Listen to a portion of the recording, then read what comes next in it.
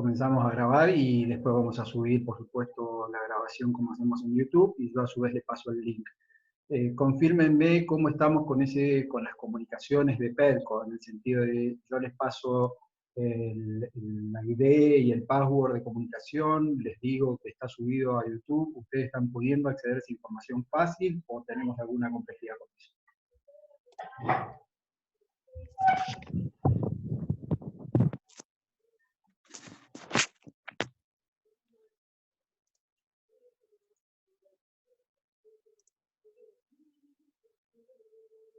Bueno, bien, más allá de que ustedes se avisen por los grupos, mi objetivo es poder llegar yo en forma directa. El que no pueda, el que no lo reciba, o porque tengo un error en el mail de PEDCO o por lo que sea, avísenme y lo tratamos de solucionar. Bien, preguntas previas a que comencemos con la clase, alguna duda, algún tema puntual que quieran que evacuemos ahora.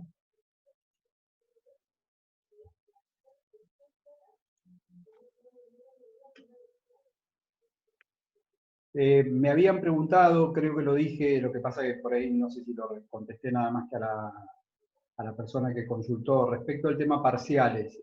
Chicos, estamos con el doctor Cosentino procurando ver cómo evolucionamos con esta metodología para ver cómo avanzamos con lo que tenemos como plan de acción de cátedra. Por el momento venimos avanzando bastante bien. El primer parcial va a estar sobre fines de la primera quincena de mayo, ese es el objetivo. Si no es fines, será primera semana posterior a la quincena de mayo, para que nos quede el plazo del recuperatorio. Y el segundo parcial sobre fines de junio, siempre entendiendo que el cuatrimestre termine el 30 de junio. Si hubiera alguna modificación de plazo de cuatrimestre, vamos a adaptar los plazos nuestros a lo que pueda llegar a ser final de cuatrimestre. Pero digamos que en un esquema clásico, tradicional, donde la materia se termina de dar al 30 de junio, nosotros los parciales los ponemos en esa fecha. No hemos fijado la fecha exacta aún, calculo que para la semana que viene ya la vamos a fijar, porque estábamos esperando un poquito a ver cómo se terminaba de reacomodar todo y cómo veníamos avanzando con esta prueba de dar las clases así, de subírselas, de Sergio avanzar con grabarlas y después ponerse a disposición. O sea, estamos un poco testeando el método. Si el método avanza y podemos avanzar en los plazos que tenemos previsto, vamos a estar dando clases,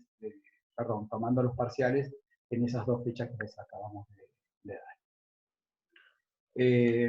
¿Alguna otra pregunta que tengan previa a que iniciemos? Bueno, en principio estaríamos por ahí entonces. Como hacemos siempre, vamos a tratar de tomarnos unos 5 minutitos para recapitular, decir dónde estamos parados, qué es lo que hemos visto, qué es lo que vamos a ver, cómo estamos avanzando con el programa. Recuerden que estamos dentro de la unidad 1, que específicamente yo me he ocupado en estas dos clases anteriores y en la clase de hoy vamos a terminar de ver principios del derecho al trabajo. Les dije cuando miren el programa que a esa unidad no se aboquen al estudio de lo que son principios de seguridad social, porque aclaré en la clase pasada, todo lo que tenga que ver con seguridad social lo vamos a ver más adelante en la 15. Y hay una carpeta colgada en PEDCO sobre seguridad social, pero que aclara, dice que específicamente la puse porque me había pedido Sergio que algunos de ustedes necesitaban algún material. Por eso la subí, pero aclaré de que no la ponía dentro de la unidad para que no quede perdida, digamos, pero no para que se aboquen a la lectura del material del primer parcial.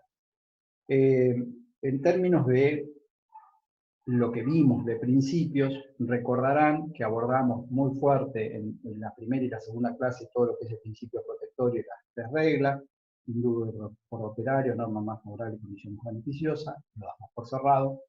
Vimos principio de renunciabilidad del artículo 12, y estuvimos haciendo un paneo de la ley de contrato de trabajo para ver dónde surgen estos artículos y cómo es la redacción que tiene la ley de contrato.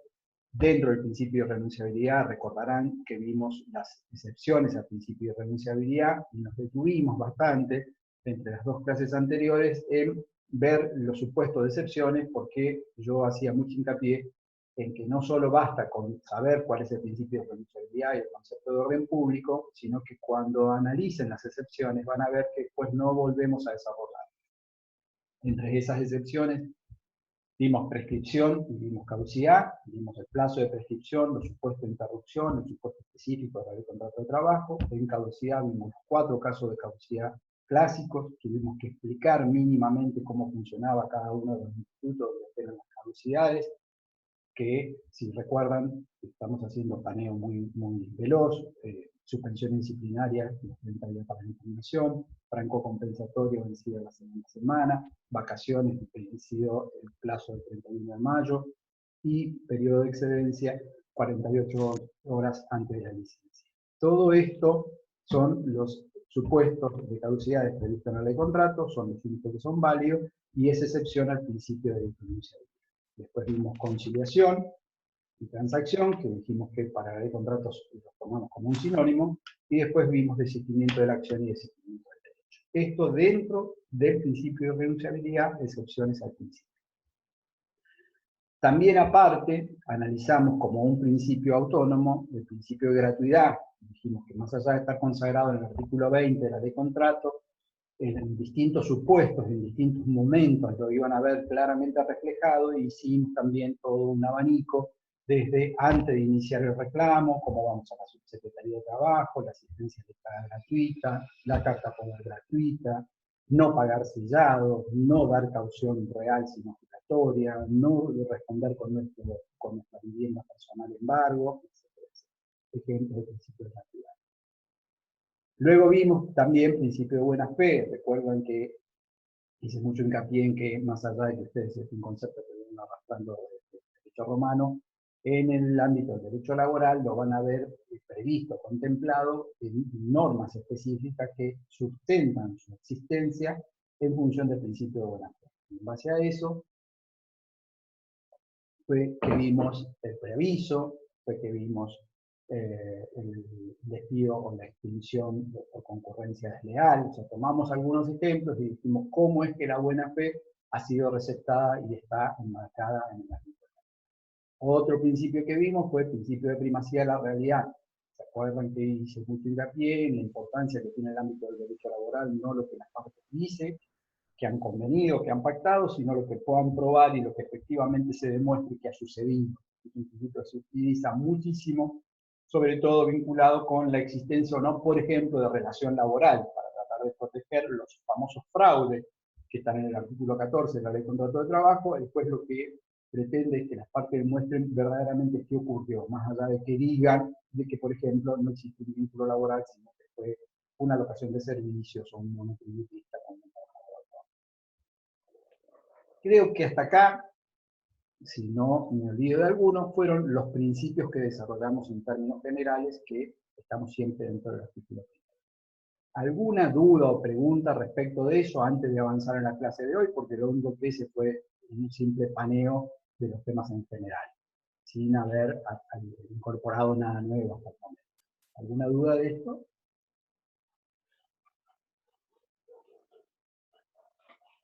¿No? ¿Estamos todos de acuerdo con eso? Perfecto. Entonces, ahora lo que vamos a ver, que se los dije en la clase pasada, es, discúlpenme, pero estamos tratando de compartir esto.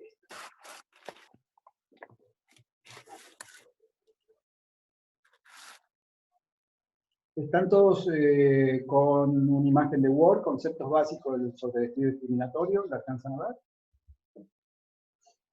Bien, objetivo en la clase de hoy. Nos vamos a proponer ver con alguna extensión.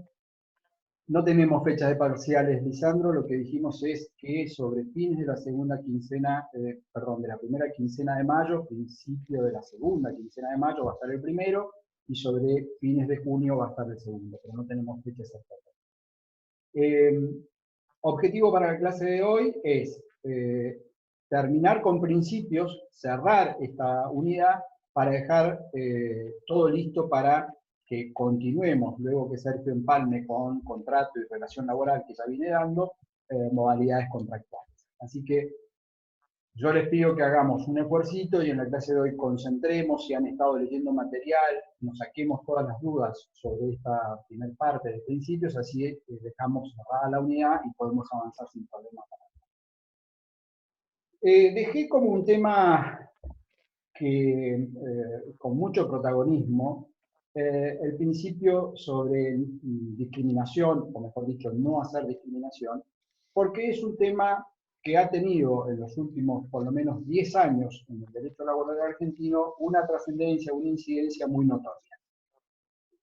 Y esto no porque justamente sea una novedad legislativa, sino porque como la Corte y luego la doctrina empezó a acuñar toda una discusión sobre la interpretación o el alcance del principio de no discriminación en el ámbito del derecho laboral. Aquí solo puse algunos disparadores como para que ustedes lo utilicen como ayuda a memoria. Tienen ya una carpeta colgada en la PEDCO sobre esto, que es la misma carpeta que utilizo yo para dar la clase.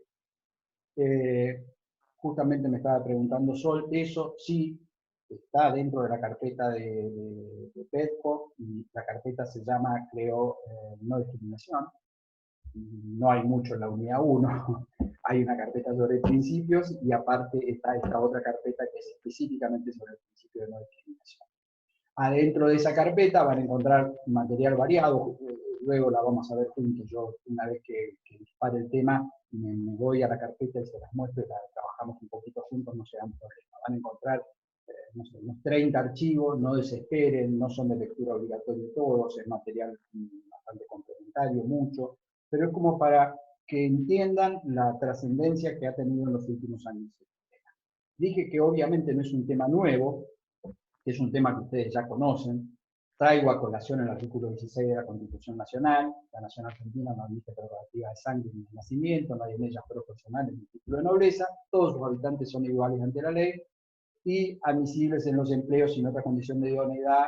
La igualdad es la base de los impuestos. Este principio genérico del artículo 16 de la Constitución está consagrado como un principio específico en la Ley de Contrato de Trabajo en el artículo 17.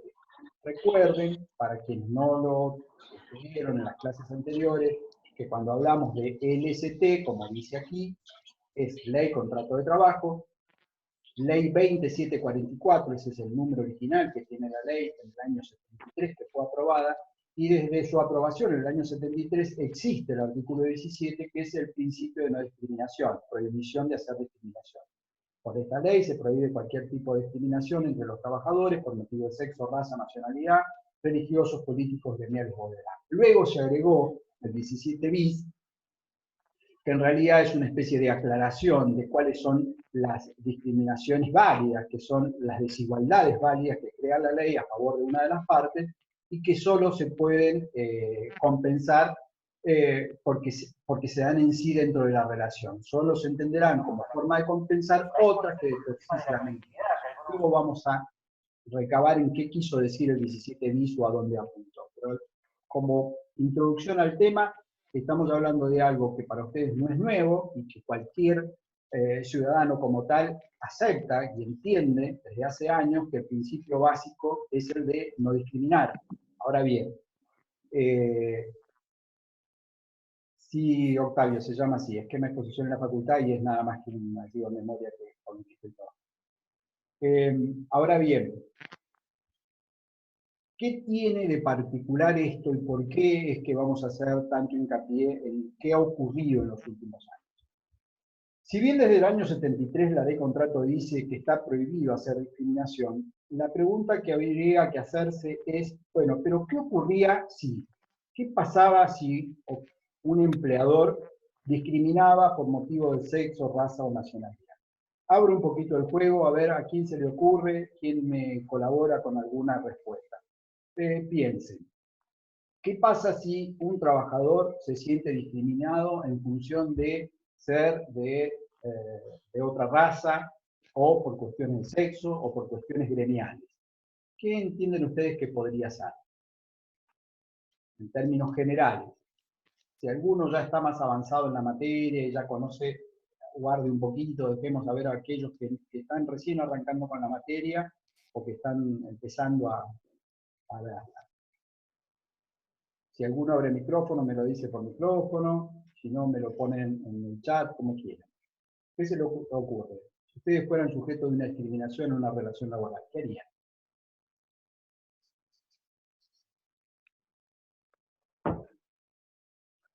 ¿Está funcionando el sonido? Estoy hablando solo a la pared. Bien.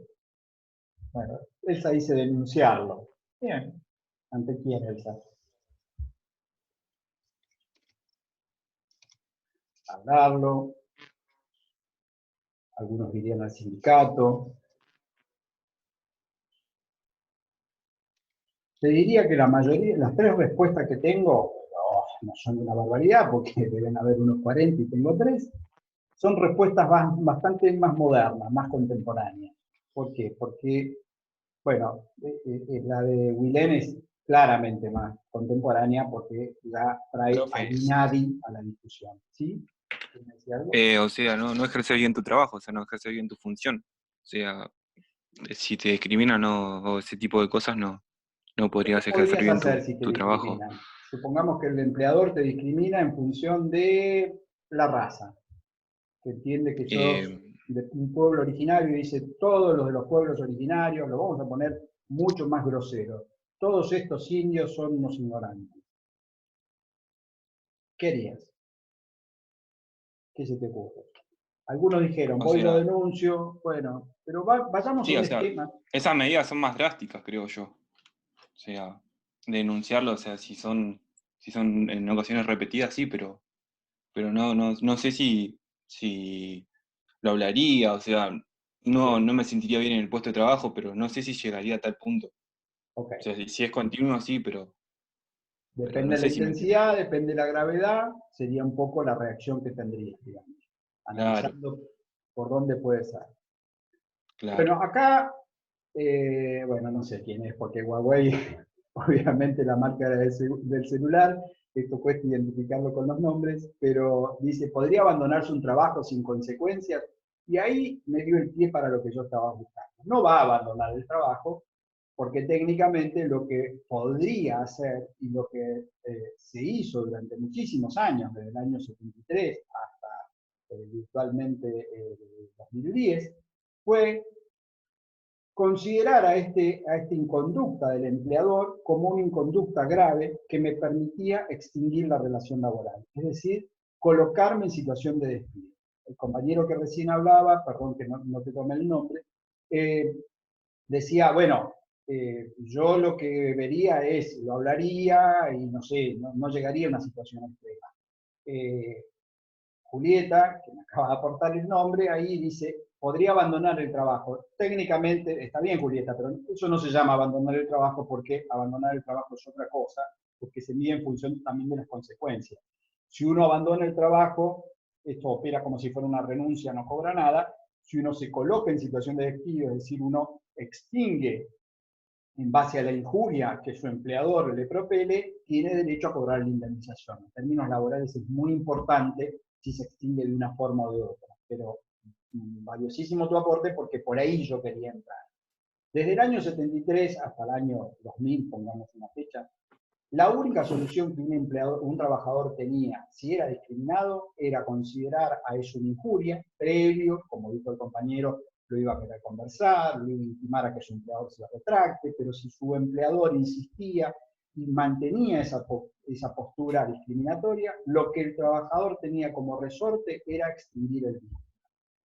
¿Qué es eso? Es colocarse en situación de despido indirecto, luego cuando veamos extinción vamos a ver cómo opera esa causal, pero era quedarse sin el trabajo a cambio de una indemnización, porque cuando uno se coloca en situación de despido indirecto porque demuestra que hay una injuria, un incumplimiento grave del empleador, lo que tiene es derecho después a cobrar una indemnización prevista en el famoso artículo 245 de la ley de contrato, artículo que va a ser poniendo en la cabeza porque lo vamos a ver en más minutos. Es la forma de cálculo de la indemnización para el despido sin causa. Ahora, la pregunta ¿es eso suficiente o es eso un resorte lógico? Si yo que estoy siendo sujeto pasivo de un acto discriminatorio, tengo como única medida considerarme en situación de despido, lo que voy a obtener como consecuencia es que me voy a quedar sin trabajo. Y quien me injurió, es decir, quien me estuvo discriminando, pues va a resolver la situación pagando. ¿Entienden el planteo? En definitiva, los resortes que daba y que sigue dando la ley de contrato de trabajo es no discriminar, pero no dice qué pasa si se discrimina. Entonces, si no dice específicamente qué pasa, a lo que se va es a la forma general de considerar a eso eventualmente injusto. Hubo una ley 25013 que ya está derogada, por lo tanto lo voy a dar muy rápido, este es nada más que un dato histórico de tecnología, que contempló, allá por los años 90, el despido discriminatorio como un supuesto de despido especial. La carga se la ponía a quien se sentía discriminado, todo un tema de carga probatoria que luego vamos a analizar, y lo que tenía como consecuencia era un agravamiento de las indemnizaciones, es decir, la indemnización se agravaba en un 30% más. La indemnización que correspondía por el despido sin causa, la del 245 que acabo de mencionar, tenía un incremento de un 30% hacia el despido discriminatorio. Esa norma no está vigente, fue derogada, duró muy pocos años, con la ley 5877, que es conocida como la ley Banelco, aquellos que tienen algún año la recordarán por qué se le dijo ley Banelco. Hoy por hoy no existe un agravamiento por el despido discriminatorio. Entonces, la pregunta es, bueno, pero si en definitiva alguien siente que es despedido, ¿qué protección le da la ley? Decir, no me podés discriminar, ok, si lo seguís haciendo, ¿qué resorte tengo? ¿Solo considerarme en situación de despido y por lo tanto extinguir el vínculo e ir en búsqueda de una indemnización? Eso pareció ser así durante muchísimos años en el ordenamiento laboral. Ahora, ¿qué ocurre? Existe una ley que es conocida como la ley, vamos a ver si podemos ir a la carpetita, perfecto. Esta es la carpeta que van a encontrar ustedes sobre el principio de no discriminación, con todo este material adentro. Y de aquí lo único que me interesa es ver si podemos dar. Confírmenme si abrió la ley 23.592 y no regreso, porque a veces no alcanzo a mostrar lo que le quiero.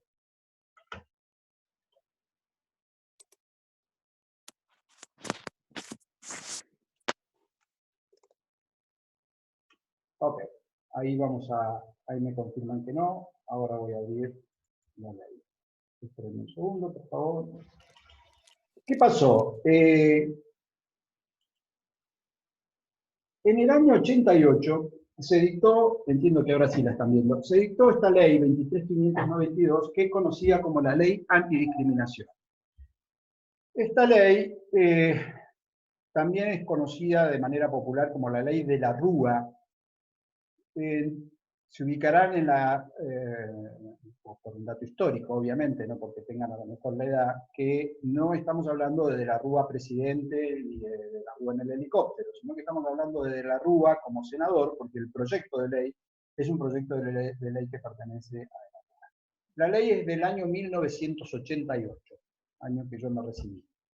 Ahora bien, hasta el año 2010 no existió un pronunciamiento de la Corte donde considerara si esta ley, que ahora vamos a ver parece más de tipo penal, se podía o no aplicar en el ámbito del derecho laboral. ¿Va de vuelta? Para que quede claro. La ley es del año 1988, su número es 23.592, la tienen ahí en pantalla. Y lo primero que comenzó a discutirse es si esta ley era una ley solo penal. ¿Por qué? Porque modificaba los tipos penales. Y aporto como dato para aquellos que les interese, para que se posicionen por qué salió, esta ley básicamente fue la reacción a los actos de discriminaciones en los boliches, a las famosas conductas de los patobicas y de la prohibición o no de los ingresos y de la famosa aportación de cara que tanto Zaffaroni ha hablado y que ustedes seguramente conocen. Entonces, el origen, la trastienda del proyecto de ley tenía más que ver con eso. ¿Qué ocurrió? Desde el año 1988 en adelante, algunos actores del derecho comenzaron a echar mano a la ley antidiscriminación también en los conflictos laborales. Es decir, esta no es una ley solo de aplicación al ámbito del derecho penal. Esta es una ley general que prohíbe y sanciona el acto discriminatorio como tal en términos genéricos. Por lo tanto, también es aplicable al derecho laboral.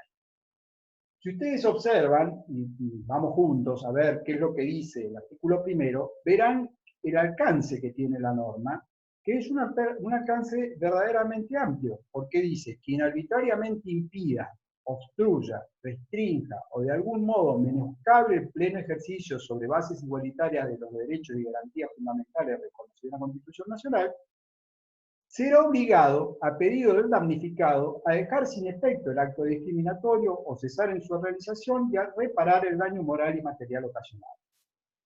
A los efectos del presente artículo se consideran particularmente los actos o omisiones discriminatorios determinados por motivos tales como raza, religión, nacionalidad, ideología, opinión política, gremial, sexo, condición económica, condición social o caracteres físicos.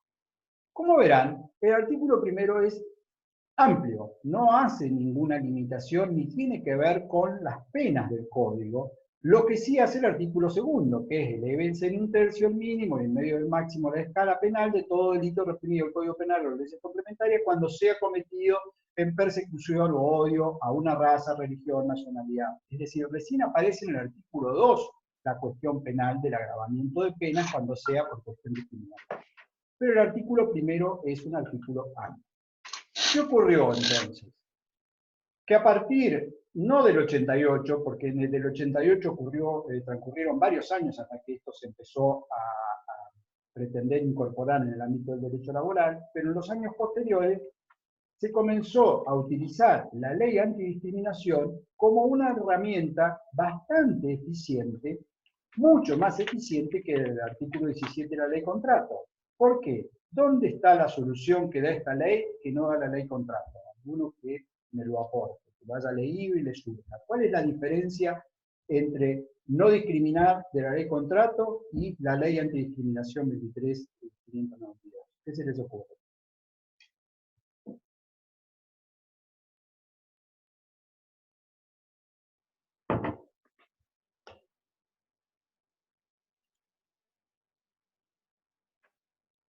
Hola, profe. ¿Sí te escuchó? Dice que hay que cesar con esos actos. Bien, te escuché cortado, pero alcancé a escucharte la parte de cesar con sus actos. Y ahí está la clave. O sea, algunos hablan de que hay sanciones, sí, pero lo más importante, que acá Elsa también está aportándonos, es que la ley antidiscriminación lo que contempla claramente es que por vía de esta aplicación normativa, yo lo que puedo exigir es que cese en el acto de discriminación y a su vez que resarza el daño que está provocando. Va de vuelta. A diferencia de la ley contrato, la ley antidiscriminación obliga a quien esté en curso de un acto discriminatorio a que una vez que se lo plantee judicialmente, se lo condene a que cese con el acto de discriminación. Y no solo a que cese, sino que a su vez resarza el eventual daño que haya ocasionado. ¿Cómo se les ocurre que esto puede afectar en el ámbito del derecho laboral? Volvamos un poquito a lo que habíamos planteado antes. ¿Qué pasa si el trabajador es un trabajador de pueblos originarios y recibe esta constante hostigamiento por parte de su empleador que le dice, y en términos lo voy a poner tal cual, de manera muy ofensiva y agresiva es profeso, todos los indios son unos vagos. Vos, como todos los indios son unos vagos, jamás trabajás. ¿Qué podría hacer? Ya dijimos, considerarse situación de despido era la salida que tenía en la ley contrato. Por vía de la ley antidiscriminación, ¿qué podría ser? ¿Qué se les ocurre?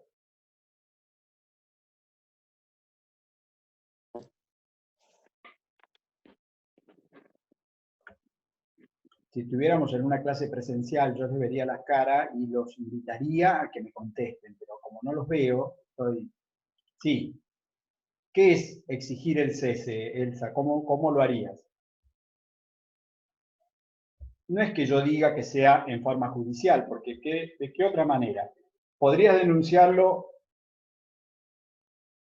como ya, no sé si fuiste vos la que aportó el organismo, si tiene conocimiento de lo que es el organismo de antidiscriminación, podrías denunciarlo, sí, pero lo único que vas a conseguir como una respuesta eficiente sería una orden judicial. Está bien, por medio de telegrama o carta documento lo voy a intimar a que cese. No cesa, sigue. ¿Qué puedo hacer? Puedo ir a la justicia a denunciar el acto discriminatorio, no colocarme en situación de despido, sino pedir que la autoridad judicial ordene el cese y eventualmente que ordene, también alguien aporta acá una mediación laboral, puede ser. El otro día alguien me preguntó, recuerden, voy a hacer un paréntesis, recuerden porque esa es la segunda vez que introducen esto de la mediación laboral solo se está aplicando en la provincia de Río Negro, en la cuarta circunscripción, en la ciudad de Chipoleti, se va a hacer extensiva al resto de la provincia, pero todavía no es obligatoria, y en la provincia de Neuquén no existe mediación laboral. Entonces, yo entiendo que algunos que están o trabajando, o que están en estudios, o pertenecen al Poder Judicial, manejan este concepto, pero para no confundir al resto, no tenemos mediación laboral obligatoria en ambas provincias, solo lo tenemos en la cuarta circunscripción. Pero bueno, podría ser por supuesto una alternativa, porque cuando la mediación es obligatoria, tengo que ir previo a la mediación laboral para después ir a la acción judicial. La respuesta es que puedo hoy sí acudir a la vía judicial a pedir el cese o la nulidad del acto que haya sido discriminatorio y eventualmente a la reparación del daño. Ahora bien, quizás no les quedó del todo claro, entonces para que quede más claro, vamos a echar mano a qué es lo que ha ocurrido, cuáles son los supuestos que pueden ver a lo largo de la jurisprudencia, que son los que van a colaborar. Por eso es que la carpeta en la cual les he colgado, van a encontrar que hay algunos fallos, espero que lo estén compartiendo ahí, que lo estemos viendo. Álvarez con Seconsud, por ejemplo, es una sentencia emblemática, y después van a ver varios artículos de doctrina. Ceja con Fate, otro fallo de la Corte, Farrell con Libertad, otro fallo de la Corte. Por lo menos les he puesto 10 fallos de la Corte Suprema de Justicia de la Nación para que entiendan cómo ha evolucionado la cuestión en los términos de la jurisprudencia de la Corte. Ahora bien, ¿cuál fue el primer fallo que reconoció la aplicación de la ley antidiscriminación en el ámbito del derecho laboral? La primera sentencia es la de Álvarez con Cencosud, que es la sentencia que les pido a todos, esta sí de carácter obligatorio, lean, analicen, porque es importante que la observen. Voy a salir para compartir un segundo. A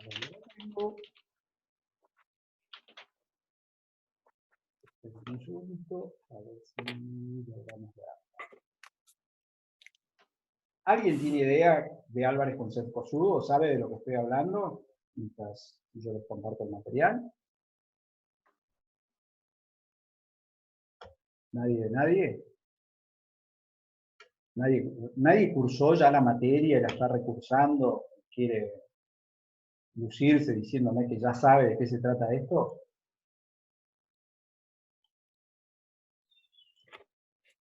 Qué silencio cruel que están haciendo. Ya van a volver al aula y yo los voy a ver a la cara. Vamos acá. Álvarez con Cencosud, 7 de diciembre del 2010. Recuerden, 1988, ley antidiscriminación. Diciembre del 2010, primer pronunciamiento de la Corte, donde la Corte, primer cuestión que resuelve es entender que la ley antidiscriminación 23.592 es aplicable en el ámbito del derecho laboral. ¿Sí?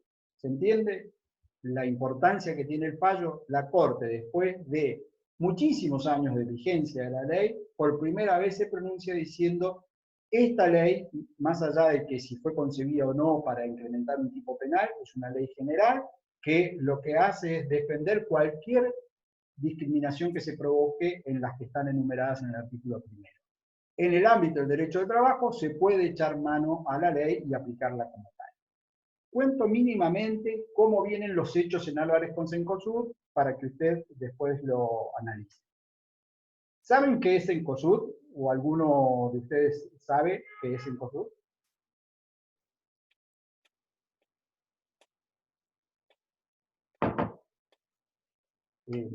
veo que la participación no es la característica de este cuatrimestre. Profe, ¿no es la del Jumbo también? Muy bien, sí.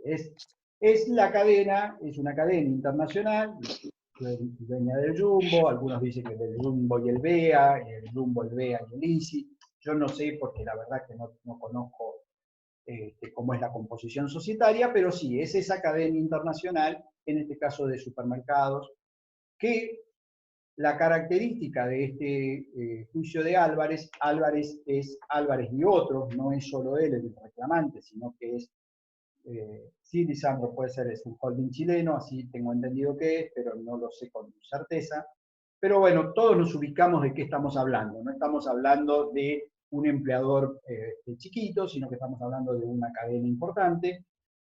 El señor Álvarez, junto con compañeros, pertenecían a personal jerárquico dentro de comercio, y como no se sentían o no entendían estar representados en el convenio colectivo 130 de empleados de comercio, porque la categoría de ellos estaba por arriba, comienzan con agruparse y a los fines de crear o constituir un sindicato jerárquico dentro del ámbito de los empleados trabajadores del comercio. Espero haber sido claro, lo repito por las dudas, por si queda alguna duda me preguntan. Son trabajadores que eran, como se los conoce vulgarmente, fuera de convenio, es decir, las categorías estaban por sobre la categoría del convenio colectivo, y para tratar de hacer algún planteo y de aunar sus intereses y sus reclamos, comienzan a formar un sindicato de trabajadores jerárquicos de comercio. En la medida que ellos van fundando ese sindicato y lo van constituyendo, su empleador toma conocimiento de la existencia, su empleador, estamos hablando de Cencosud, y procede a el despido sin invocación de causa de los trabajadores que estaban constituyendo o integrando ese sindicato, entre ellos el señor Álvarez y sus otros compañeros. Esta es la situación fáctica, digamos. Había un sindicato en formación de trabajadores jerárquicos, todavía no funcionando como tal, un empleador que toma supuestamente conocimiento de la existencia y lo que hace es despedir sin causa. Voy a meterme un segundo en esto, porque si bien es algo que lo vamos a desarrollar cuando veamos extinción, es importante que ya ustedes vayan advirtiendo cómo funciona el sistema laboral argentino respecto de lo que se denomina estabilidad. Quizás ya lo saben o ya lo han vivido, pero vamos a entrar muy poquito en esto. Si hay un micrófono prendido, si alguno lo puede detectar, lo apaga, mejor para no complicar al resto. Nuestro país tiene un régimen que se denomina de estabilidad relativa. ¿Por qué? Porque un trabajador puede ser despedido sin invocación de causa, pero la consecuencia para ese empleador es que ese despido tiene que ser indemnizado. Va de vuelta.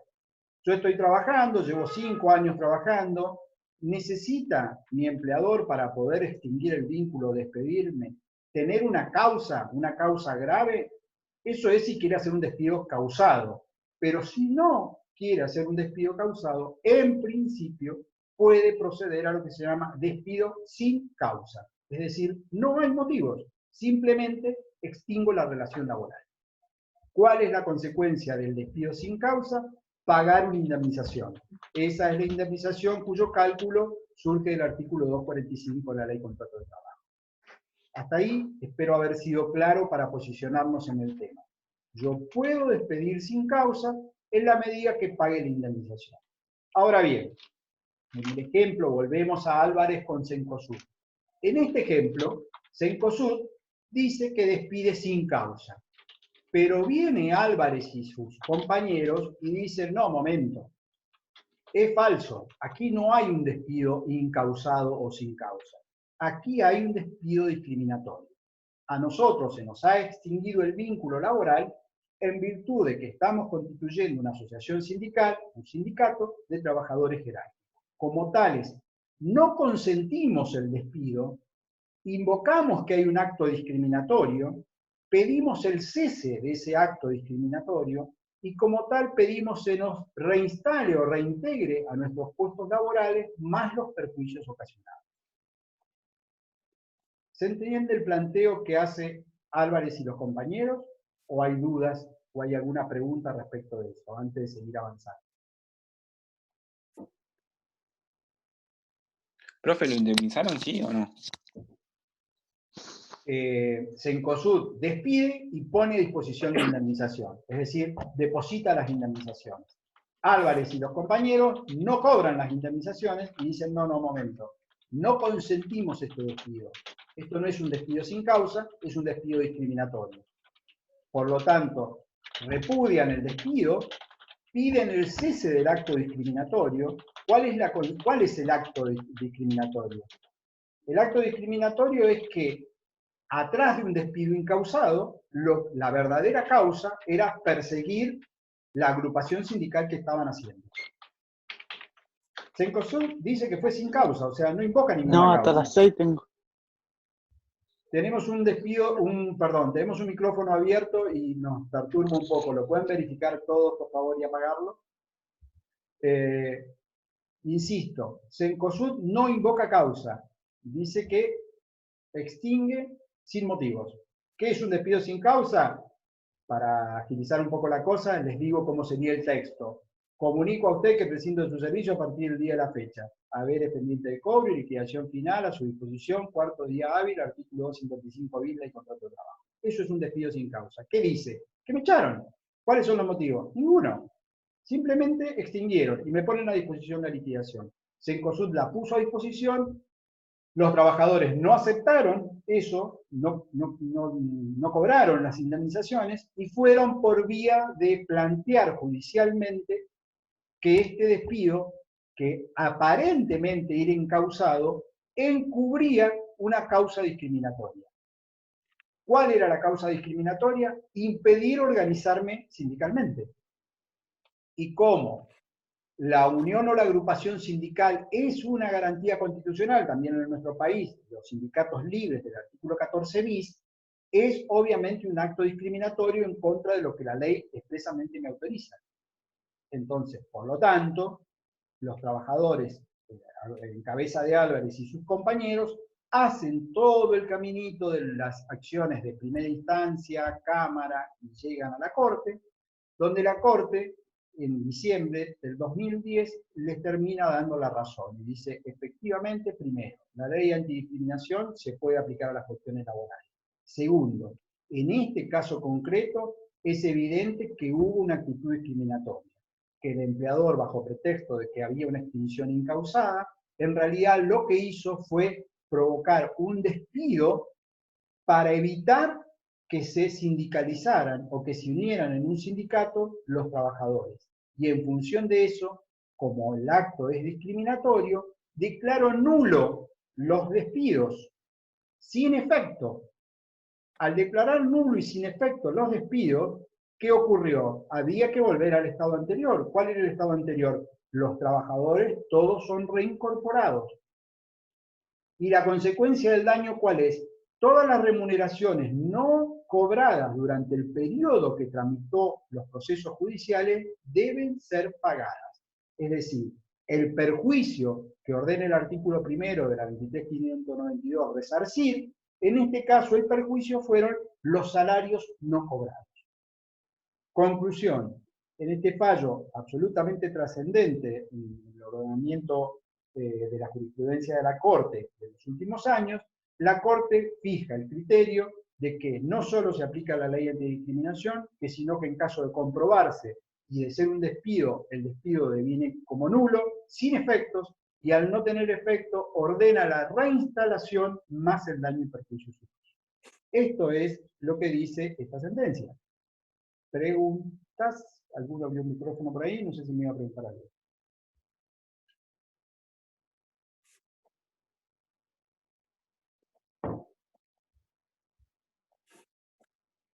Bien.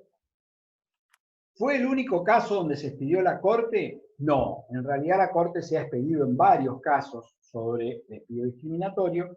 La gran duda que existía y que sigue existiendo es si la nueva conformación de Corte, porque se darán cuenta por la fecha de la que estamos hablando, que era la Corte anterior al macrismo, era la Corte del kirchnerismo no estoy hablando de corte de kirchnerismo como de partido político, sino formado, conformado, terminada de formatear dentro del gobierno del presidente Kirchner y de su esposa.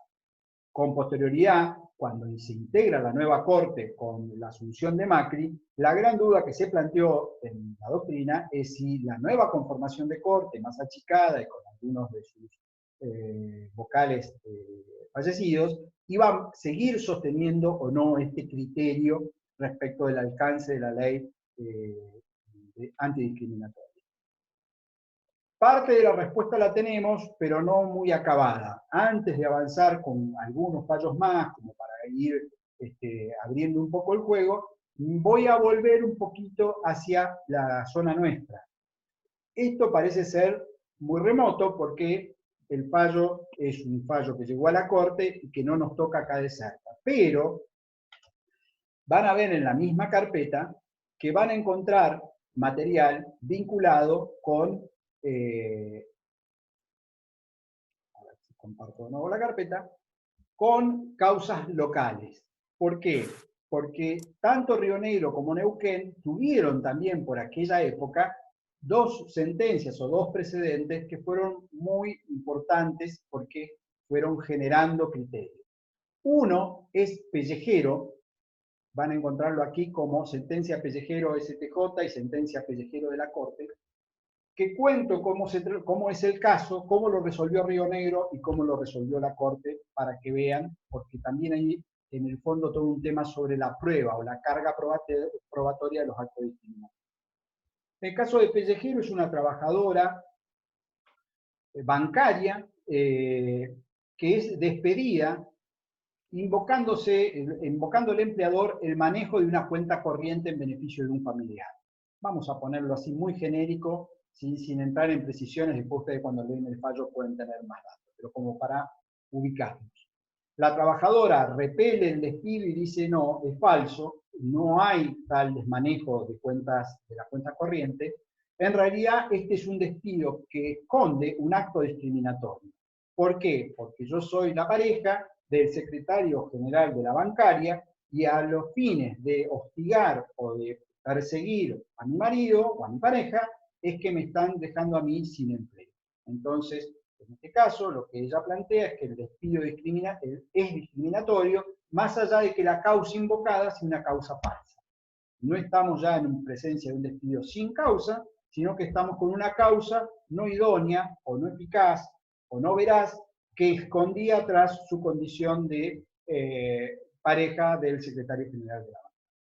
En la provincia de Río Negro le hacen lugar al planteo de Pellejero, el propio Superior Tribunal dicta una de las primeras sentencias de superiores tribunales donde se aplica la ley de antidiscriminación en el ámbito del derecho laboral, y condena a la reinstalación de la trabajadora despedida.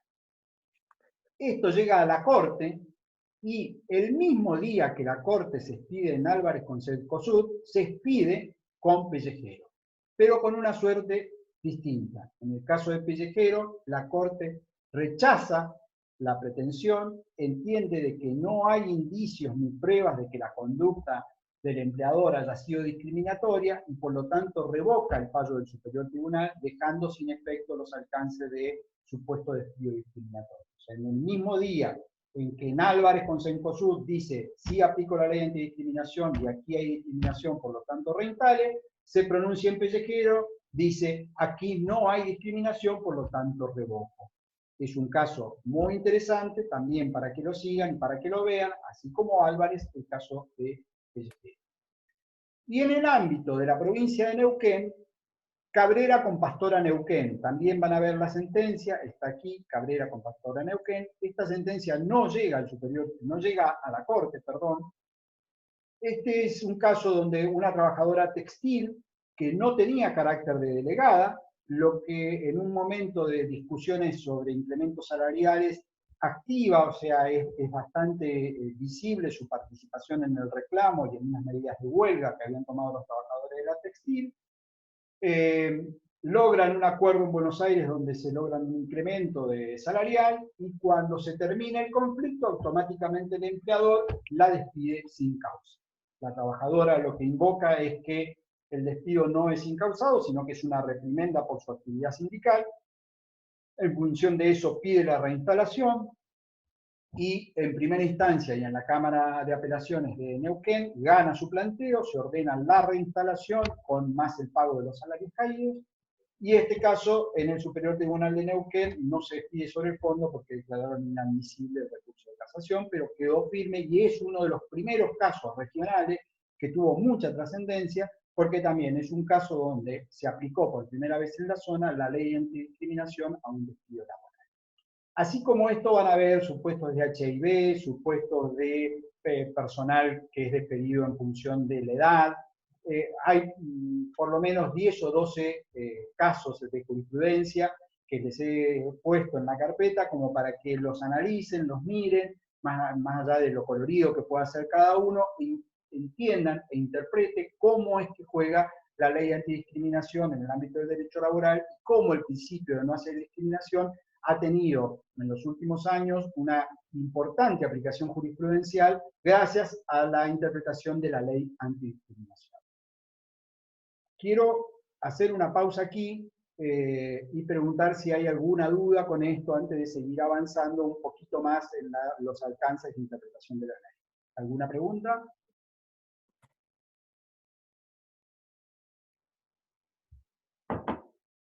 Bien. Yo dije que en Álvarez con Cencosud lo que la Corte condenó no solo es a... Sí, ahí voy con la carga probatoria. Lo que la Corte condenó es, al entender que el acto discriminatorio como tal era nulo y no tenía que tener efecto, ordenaba la reinstalación más el perjuicio. Un punto muy discutido, y que de hecho en ese fallo van a ver de la Corte se resuelve por un voto, es si el efecto realmente debe ser el de la reinstalación o si todo se resuelve con un daño y perjuicio. ¿Por qué? Porque aquí entra en discusión otra garantía constitucional, que es el de la libre contratación. Parte de la doctrina entiende que al haber la Corte resuelto como lo hizo, convierte a la relación laboral, que en principio debe ser libre, en una contratación casi obligatoria, porque ese empleador, en esta condición, ya difícilmente pueda volver a despedir al trabajador, porque si mañana lo quiere despedir sin causa, lo que el trabajador va a decir, no, me está despidiendo como consecuencia del juicio que le gané por despido discriminatorio. ¿Entienden la secuencia? O sea, producto del alcance del efecto de la sentencia, podría la relación laboral convertirse en una relación de estabilidad absoluta y no relativa como tenemos en el orden laboral argentino. Esto es uno de los temas que más se han discutido en los últimos 10 años. Estoy hablando 2010 la sentencia de Álvarez, estamos en el 2020 y todavía no hay postura pacífica sobre eso. ¿Por qué? Porque en definitiva,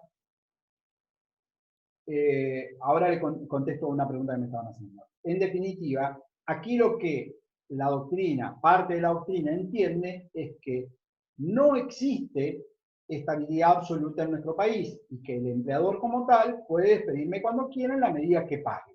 Si el despido ha sido discriminatorio, lo que debería existir es un agravamiento en la indemnización. ¿Se acuerdan que vimos que una famosa ley 2503 ya lo había contemplado? Pero nunca la obligación de seguir trabajando. Y este es el tema polémico que todavía no sabemos si la Corte actual lo convalida o no.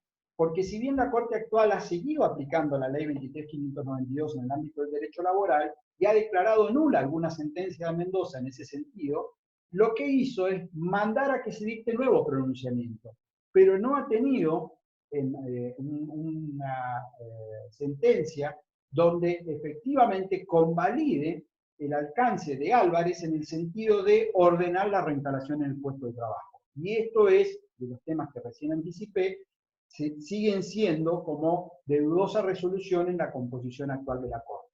Sobre todo que Lorenzetti, que era vocal antes y que es vocal actual, no comparte el criterio de la reinstalación. Lorenzetti fue de la minoría que lo que sostenía era que esto debía ser resuelto económicamente, es decir, con una indemnización agravada. Me apuro a decirles que la jurisprudencia que ha entendido que la indemnización debería ser agravada, toma como agravamiento el mismo agravamiento que ya tiene la ley de contrato para cuando el despido es por causa de embarazo, por causa de matrimonio. ¿En qué consiste ese agravamiento? En 1 año de remuneraciones, o sea, 1 año completo de sueldos, que en realidad en vez de 12 son 13 sueldos porque se le suma el sueldo anual complementario. Esa es la postura que tiene la doctrina y la jurisprudencia, que era en minoría de la Corte y que hoy no sabemos cómo se va a terminar de configurar.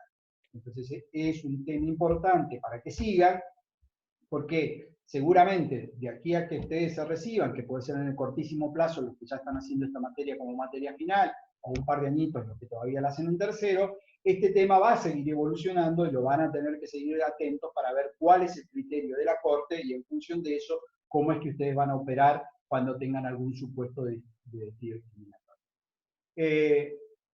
Acá pregunta un compañero, creo que es, si hay un despido sin causa y me indemnizan correctamente, si puedo solicitar la reincorporación. La respuesta técnica es no. En términos de reincorporación, en el derecho positivo laboral existe un único supuesto donde está prevista la ley de la posibilidad de pedir la reinstalación, así se la llama. Lo voy a explicar muy sutilmente para no marearlos, pero para que sepan a qué me refiero. Si un trabajador goza de lo que se denomina tutela sindical, ¿alguien sabe o escuchó hablar de la tutela sindical o quiénes son los trabajadores que tienen tutela? A ver, los que me dicen que sí, Marina, Dayana, ¿qué es tener tutela sindical? Los delegados, dice Marina. Ok. No solo los delegados, sino los que integran o representan algún cargo dentro de la estructura sindical, gozan y tienen lo que se denomina tutela sindical. Antes mal se la denominaba los fueros sindicales. No volverse loco, vamos a ver derecho sindical, lo vamos a explicar bien, pero es, como dice Paco, es una protección que tienen los delegados, los candidatos, quienes se postulan, para poder ejercer esos derechos, porque si no tuvieran tal protección, el empleador frente a cualquier movimiento sindical, como vieron que ocurrió en Álvarez, directamente lo despediría. Entonces, hay en la ley de asociaciones profesionales, que el número es la ley 23.551, lo que se denomina la tutela sindical. Si un trabajador, pongamos el ejemplo, es un delegado electo, está en ejercicio de mandato y es despedido sin hacer lo que se llama procedimiento de exclusión de tutela, es decir, no hay un trámite judicial para sacarle la tutela y lo despiden, aún habiendo causa, tiene lo que se llama acción de reinstalación. Puede ir al juez y pedirle, vengo a que me reinstalen mi puesto laboral porque se violó mi tutela sindical. Ese es el único supuesto en el derecho positivo laboral argentino, derecho, recuerden que estamos estudiando derecho en relación de dependencia en el ámbito privado, donde existe una acción de reinstalación. Es la de aquel que no se le respetó la tutela y puede pedir, tiene la garantía de ir de acción de reinstalación que da la propia ley a pedir que se lo vuelva a poner en el puesto de trabajo. La solución que dio la Corte en Álvarez con Cencosud no es una solución que esté plasmada expresamente en el ámbito del derecho laboral. Es la consecuencia de entender que el acto de discriminación como tal es nulo y que no puede tener efectos. Al no poder tener efecto, el despido ese que supuestamente era sin causa se toma como inexistente y la Corte ordena a que vuelva a seguir trabajando. Por eso, a la pregunta que recién me hacía una compañera, creo que era Elsa, Facu, si hay un despido sin causa y me indemniza correctamente, ¿puedo solicitar la reincorporación? La respuesta es no, Facu. Si te despiden sin causa y no hay una cuestión de despido discriminatorio, sino que es simplemente un despido sin causa y te indemnizan, cumplen con lo que dice la ley, punto. Aquí estamos hablando de un caso de suma excepción, que es que atrás del despido sin causa, en realidad existiera una causa y que la causa fuera discriminatoria. Y aquí viene el último tema, para no agobiarnos con esto de discriminación, pero para que entiendan la trascendencia y la importancia que tiene, que es el tema de la carga probatoria, que recién me consultaba justamente otra compañera. Ahí vean, en el material que les di, Pellicori con colegio público. A ver si lo podemos encontrar, lo vamos a poner. Un momento, estoy compartiendo, creo que aquí.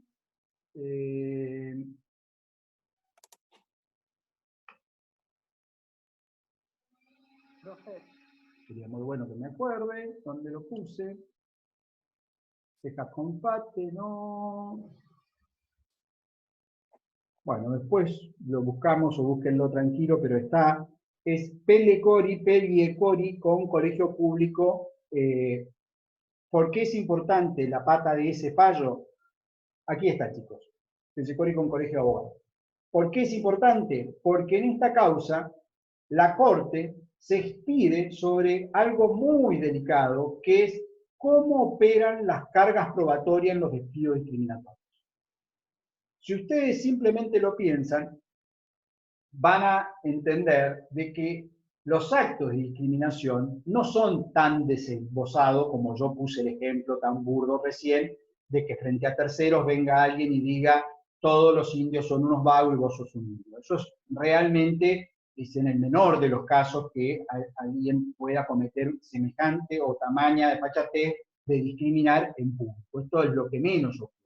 Mayoritariamente los actos de discriminación, como abro un encomillado, los actos de acoso laboral, otro lindo tema que vamos a empalmar enseguida, como los actos de acoso laboral o de mobbing, como lo habrán escuchado nombrar, son actos que se dan de manera reservada, en forma solapada, con muy poca presencia de terceros, con dificultad de prueba. Y aquí es donde viene el tema. ¿Por qué es importante Pelliecori? Porque la Corte lo que sostuvo es que si bien quien dice haber sufrido un acto de discriminación tiene la carga de demostrar, indicios que permitan lógicamente presuponer que ha existido tal acto. Una vez que pruebe eso, que es el puntapié inicial, hace una especie de inversión de la carga probatoria. Dice, quien diga que no discriminó, que demuestre cuáles fueron los motivos por los cuales se excluyó. Y eso ha generado toda otra polémica en la doctrina. ¿Por qué? Primero porque hay una inversión de carga probatoria que no está permitida por ley. Ustedes saben que el principio general es que quien invoca el hecho debe probarlo, salvo que exista una presunción en contra. Y aquí no hay una norma que haga la presunción en contra, sino que es solo interpretativa. Pero la doctrina que defiende el criterio de la Corte dice, no, no hay inversión de carga probatoria. Lo que hay es aplicación de la doctrina de Peirano, la teoría de la carga dinámica de las pruebas. Esto es, quien esté en mejor condición, quien tenga más elementos, que venga y lo demuestre.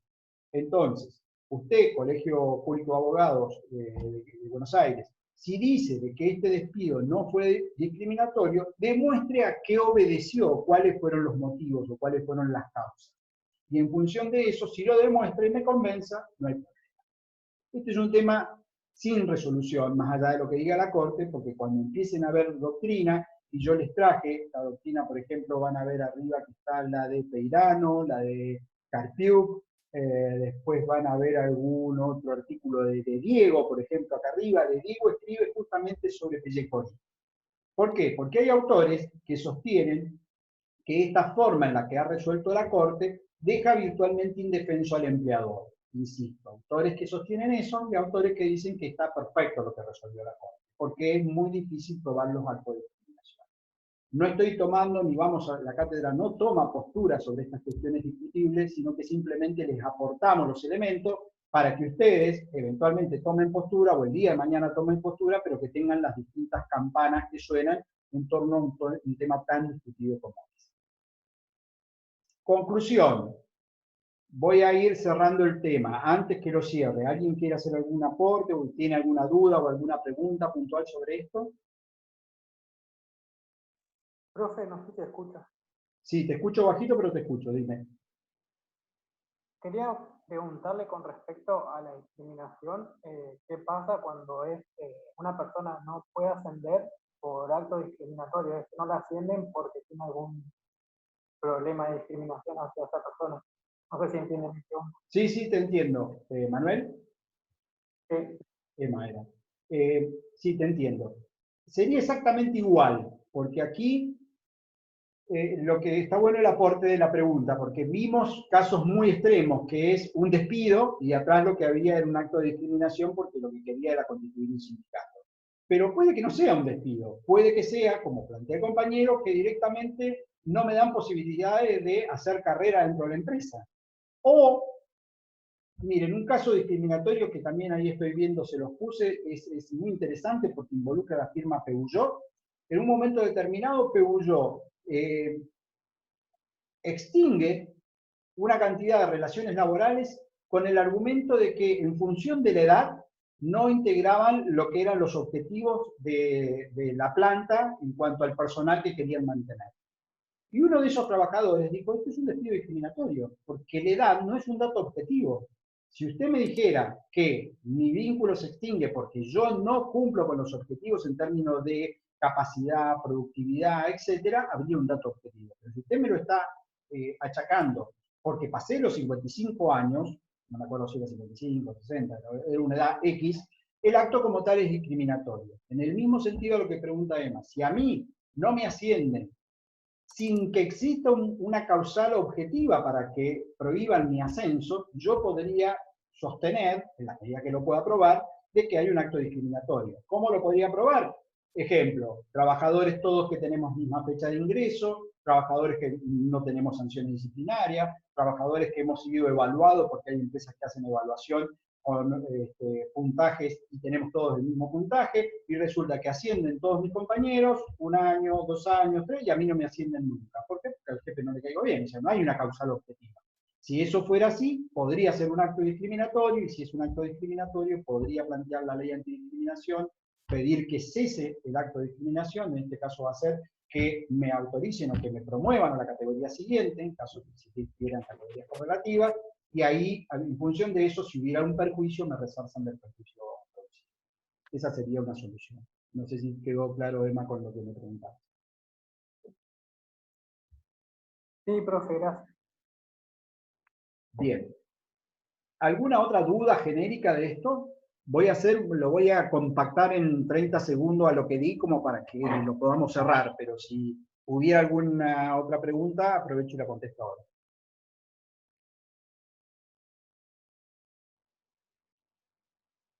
Bien, vamos a cerrar entonces para que nos quede claro qué vimos.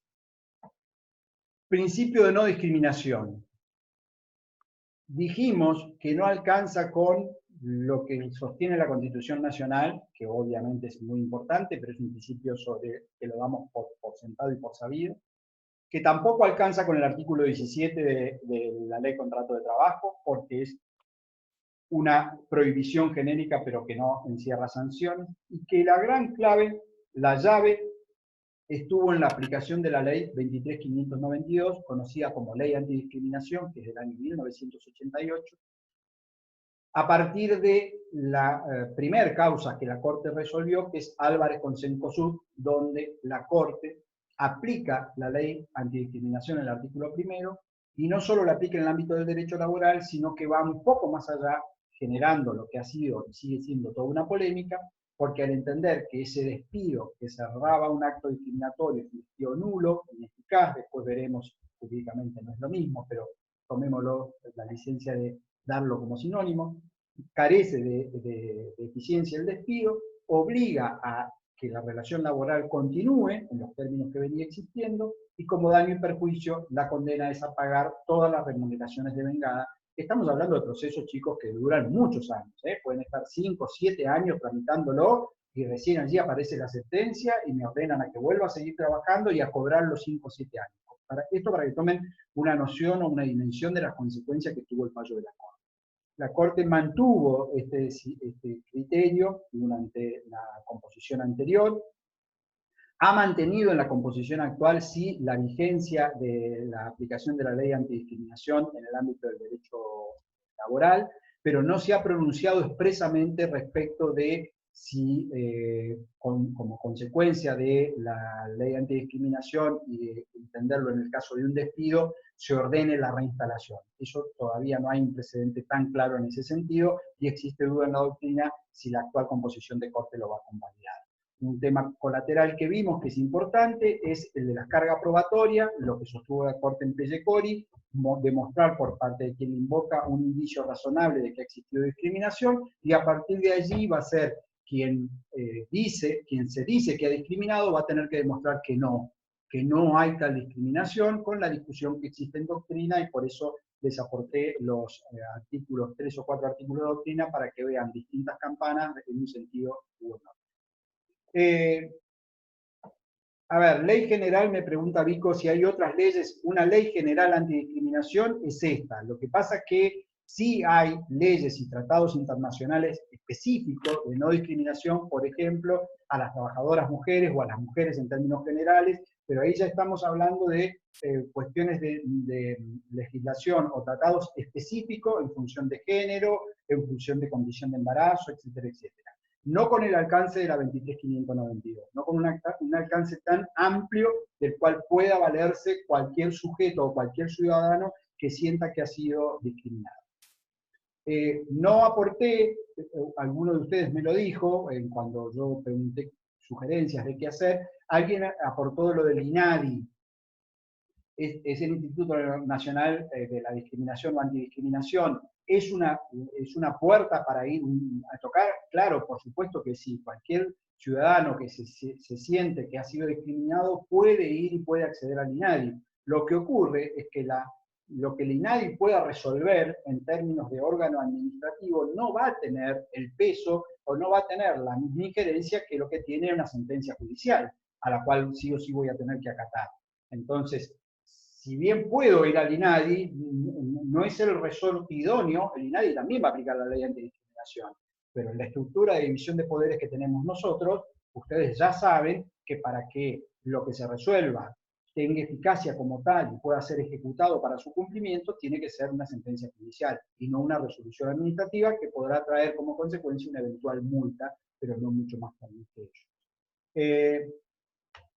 Me pregunta Elsa si basta con un testimonio para que sea un indicio razonable. No está tasada, la prueba nunca está tasada, pero lo que la Corte Pellecori sostiene es que quien invoque deberá mínimamente probar, con algún elemento de prueba, de que la discriminación pudo haber existido. O sea, que el indicio tenga ese humo, ese color de que hubo un acto discriminatorio. Si prueba mínimamente eso, por eso fue criticado la Corte, si prueba mínimamente eso, el mecanismo invierte o pone al revés, más allá de no hablemos de inversión de la carga de la prueba, porque de hecho la Corte se ocupa de sostener de que no hay una invención de la carga probatoria, más allá de que opere como tal, sino que le pone en cabeza del empleador de demostrar cuál fue la razón por la cual procedió como procedió para que acredite de que no hay tal discriminación. Ahí voy a ampliar un poquito esto para que quede más claro. ¿Cuál es la dificultad y por qué hay parte de la doctrina que critica la solución de la Corte?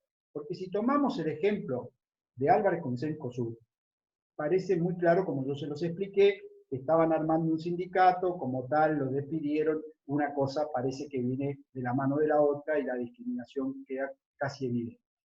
Ahora, no siempre es así, pero bastaría con que el trabajador ponga como indicio de que, por ejemplo, Pellecori, que fue despedida porque tenía alguna rivalidad con algún integrante de la comisión directiva del colegio. Y a lo mejor hasta prueba que hubo alguna discusión. Ahora, el colegio despidió sin causa. Cuando la Corte dice que demuestre los motivos, y por eso es que de Diego, el autor que les cité ahí, hace una crítica a esto de la Corte, dice, ¿cómo haría un empleador para demostrar la causa que no invocó? Porque en definitiva el empleador procedió a un despido incausado. ¿Qué causa probaría? ¿Cómo haría para sustentar la decisión si la decisión está fundada en un principio constitucional de libre contratación y consagrado por la ley contrato, que es la posibilidad de la estabilidad relativa despidiendo de manera indemnizada? Es ahí donde entran en choque y donde juegan para un lado y para otro las posturas. La Corte tomó la postura de avalar al sujeto más débil, que es el discriminado, y hay parte de la doctrina que dice, sí, pero esto comete la injusticia de poner al empleador en una virtual indefensión. Insisto, sin que tomemos, o ustedes pueden tomar perfectamente partido, porque de eso se trata, nosotros como cátedra no, solo les traemos el material de un lado o de otro y generamos y abrimos el marco de la discusión para que, siempre que sea fundada, pueda cada uno mantener su postura. ¿Alguna preguntita antes que terminemos con esto?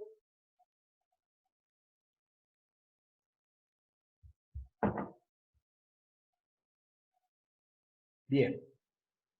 Entiendo que ha quedado más que claro. No, en serio, ¿alguna pregunta más? ¿Alguna duda?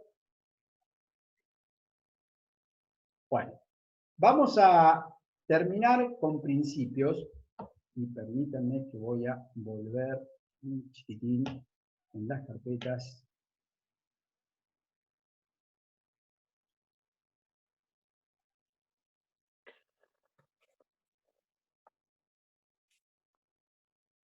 Ok, no me deja minimizar el zoom. Bueno. Recordarán que en la carpeta inicial que puse de principios, les comenté que hay un PowerPoint al cual ustedes pueden correr y acceder para poder ver esto que estábamos hablando, básicamente los conceptos de orden público, principio protectorio, etc. Ahora bien, dentro de ese PowerPoint van a encontrar de que al final hay agregados como principios que no están en el programa, el principio de progresividad y el pro omnis, que son principios no exclusivos del derecho laboral, pero con aplicación en el ámbito del derecho laboral, sobre todo a través de la incorporación de los tratados internacionales. Entonces, antes que terminen de estudiar los principios, es necesario que peguen una mirada también al... esperen un segundo, voy a ver si puedo mostrarles a dónde me refiero para que no tengamos dudas.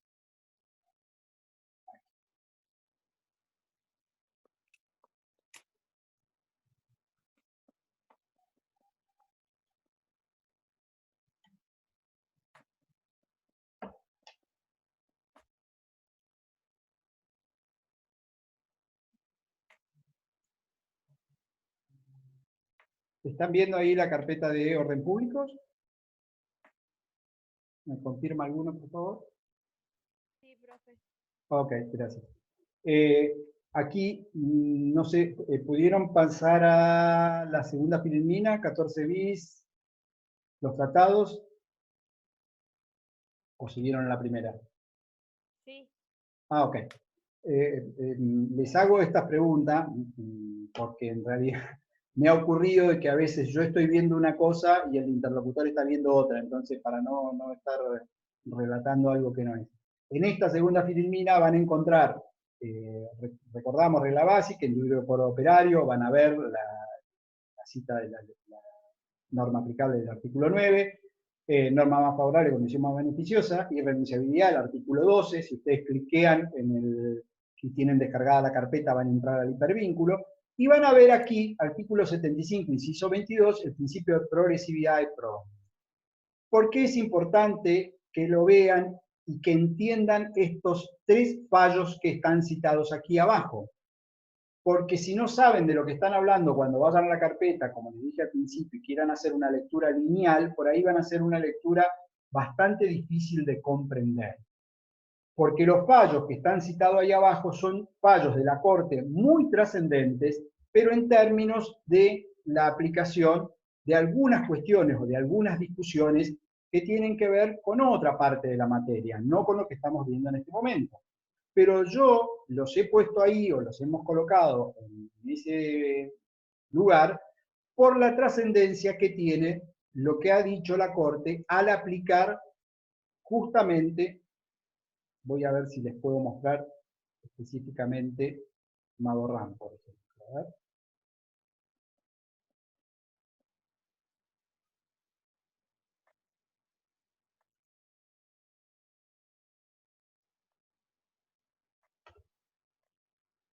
Bueno, acá dejo de compartir y acá vamos a ver si lo compartimos. Bien. Si todo funcionó, estarían viendo ustedes Madorrán, que es un fallo de la Corte del año 2007. Este fallo tiene que ver con la estabilidad o no del empleo público, tema que casi no nos interesa o que nos toca muy de costado. Ahora bien, ¿qué momento? Ah, bien, perfecto. Están chequeando, confirmándome que sí. Cuando vayan a esos fallos, hay tres fallos puestos ahí en el principio pro homini de progresividad. Madorrán Bisotti y creo que aquí no era el tercero. Cuando vayan a cualquiera de esos fallos, no se vuelvan locos de tratar de entender todo como Álvarez, digamos, con Cencosud. No lean todos los considerandos. Les sugiero que los avancen y simplemente vayan dentro de ese fallo a la parte que está remarcada. ¿Por qué? Porque la parte que está remarcada es donde la Corte expresamente aplica el principio de progresividad o el principio de pro hominis o el principio protectorio con los alcances que tiene.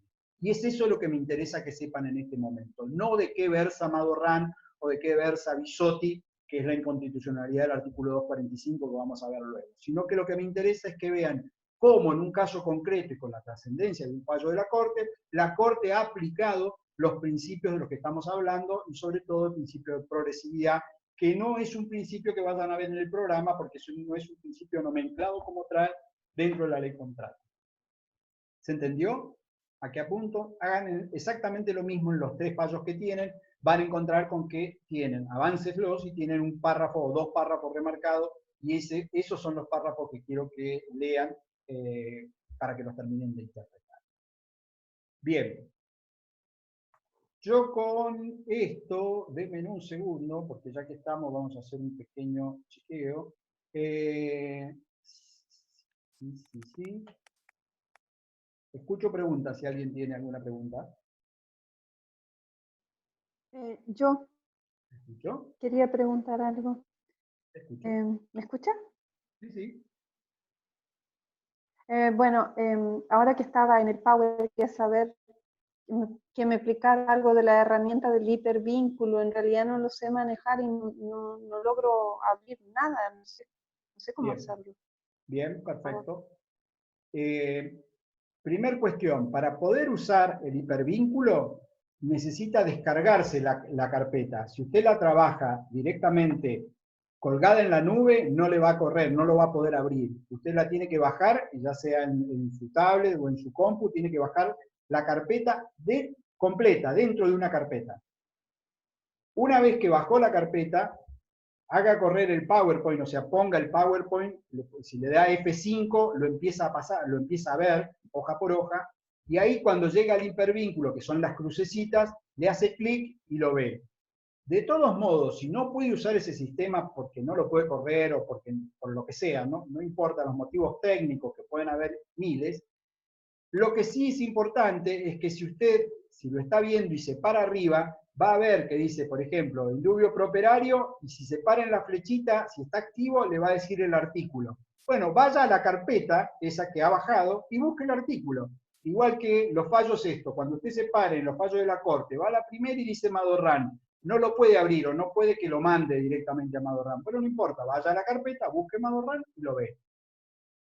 Porque hay veces que no funciona como tal el PowerPoint en la medida que no esté bajado en la misma carpeta y que pueda hacer referencia. El hipervínculo lo que hace es un ruteo, si yo estoy hablando como si supiera, no sé nada, simplemente repito, pero lo que hace es busca un caminito que uno le dio, de dónde tiene que ir a buscar para traerme el Word.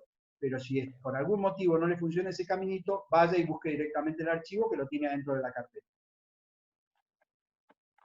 ¿Quedó claro? Esperemos que sí. Chicos, de todos modos, si Sí. alguno maneja esto más y tiene contacto o se puede poner en contacto con la compañera que lo acaba de preguntar, por favor, si puede, le da una mano, porque a lo mejor es más fácil que ustedes le den una mano que yo acá a la distancia, sobre todo que no soy claramente muy experto de los sistemas. Entonces, por ahí a alguno de ustedes les es muy sencillo, si pueden, le dan una mano para que pueda acceder al material, sería lo mejor. Bien, ¿alguna otra pregunta?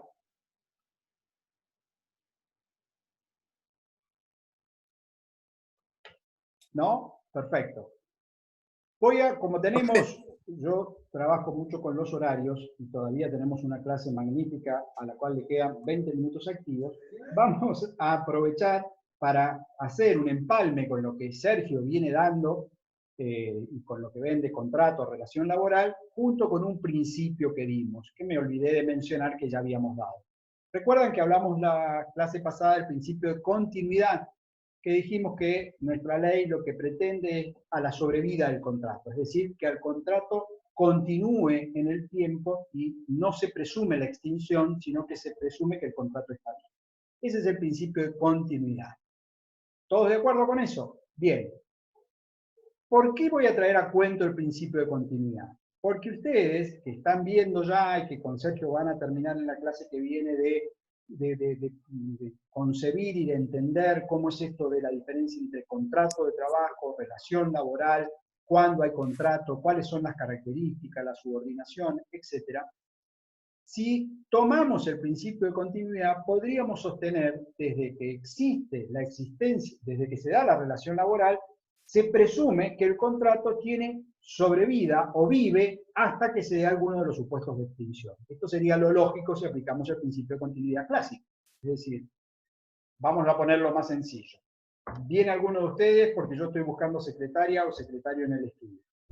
Se presenta una entrevista, yo digo, ok, está todo bien, estás contratada, vas a empezar después que termine la cuarentena. ¿Cuándo? No sabemos. Cuando termine la cuarentena te presentás el primer lunes y empezás a trabajar. ¿Qué existe ahí en términos técnicos? Contrato de trabajo, porque existe un acuerdo de voluntades. ¿Existe ya la relación laboral? Todavía no, porque la relación laboral es la ejecución efectiva de ese contrato. Es decir, la relación laboral se va a dar cuando ese lunes posterior a la cuarentena vaya alguno de ustedes y comience a trabajar. Esa diferencia, no sé si ya la vieron con Sergio, si no la van a terminar de profundizar, esa es una diferencia que da nuestra ley contrato de trabajo entre contrato y relación. Entonces, hay contrato porque hay acuerdo de voluntades y la relación se da cuando se empieza a ejecutar. A la inversa, si ustedes empiezan directamente a trabajar, es decir, hay relación, la ley presume que existe un contrato de trabajo. El artículo 23 dice que salvo que el empleador pruebe lo contrario, si se demostrara la ejecución de la tarea, se presume la existencia de un contrato laboral. Hasta ahí creo que estamos de acuerdo y espero que esto ya lo hayan visto para que yo no les genere más confusión. Ahora, una vez que se inició la relación laboral y que presume la existencia del contrato, si aplicamos el principio de continuidad, se entendería que esta relación tiene vocación de permanencia ¿hasta cuándo? Hasta tanto se extinga por alguno de los supuestos de extinción. Es decir, debería durar. Pero, hace algunos años, en la década del 90, el legislador le agregó a la ley contrato una disposición que no existía, que es el famoso artículo 92 bis del periodo de prueba. ¿Vieron ya con Sergio esto? Y a no mentir que no les veo la cara, pero les leo las intenciones.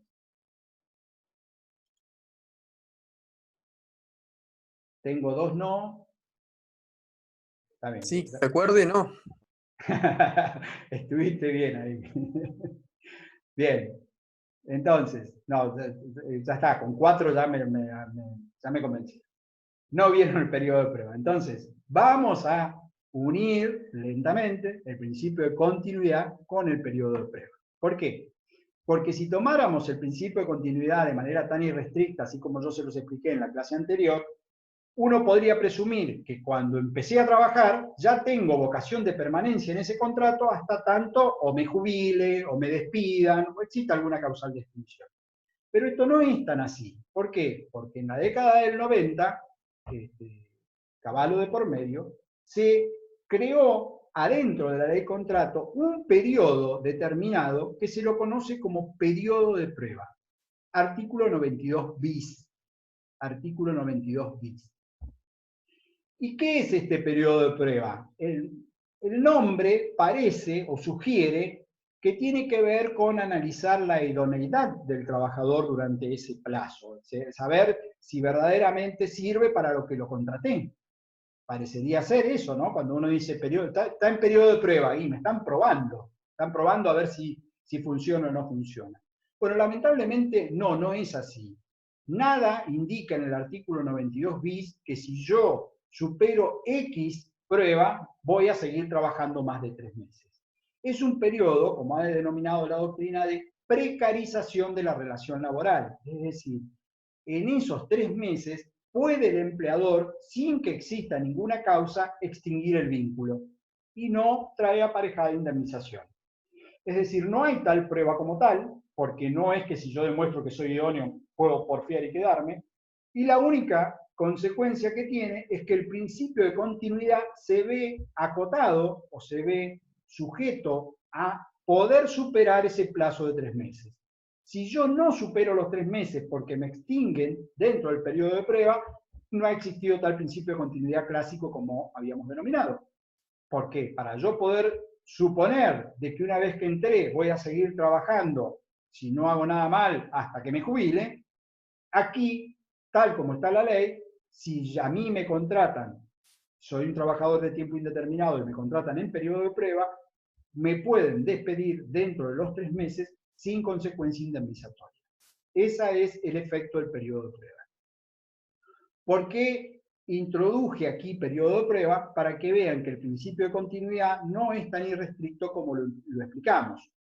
Pero es necesario que analicemos el contrato de trabajo, relación laboral y los distintos tipos de contratos laborales para que entiendan cómo opera realmente el periodo de prueba, porque es un artículo que tiene una regulación importante.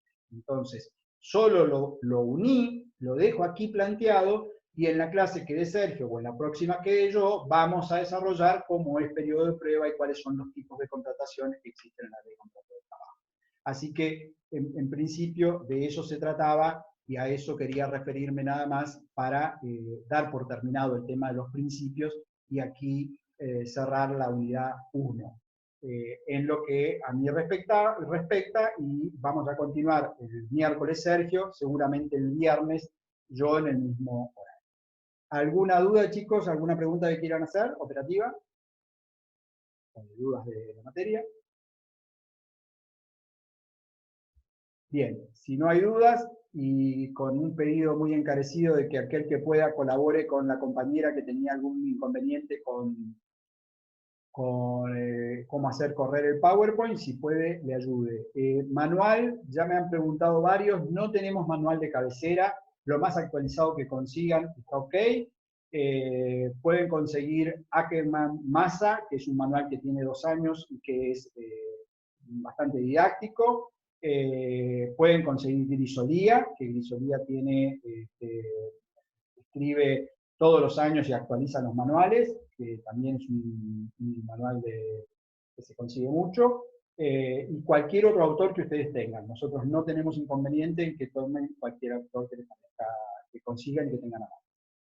¿Alguna otra duda o pregunta? Bueno, yo en un rato... Sí, ¿alguien me iba a preguntar algo? Yo, Sol. Sol. A mí me quedó una duda de la clase pasada con respecto a las excepciones del principio de renunciabilidad, los acuerdos transaccionales, conciliatorios o liberatorios. Sí. Entendí qué son y cuáles son los principios, a cuándo se pueden hacer. Lo que no termino de entender es por qué sería una excepción.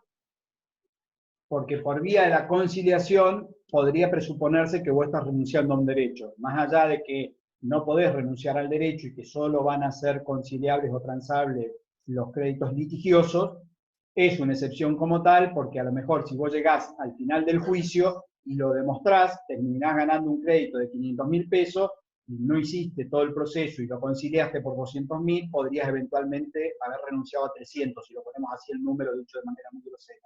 Entonces, entra como una excepción al principio de renunciabilidad, porque por vía de la conciliación o de la transacción podés estar cediendo parte de eventuales derechos, o derechos potenciales, digamos, derechos controvertidos. Ah, está bien. Bueno, eso nada más. Gracias. Bueno, chicos, gracias. Nos vemos el viernes.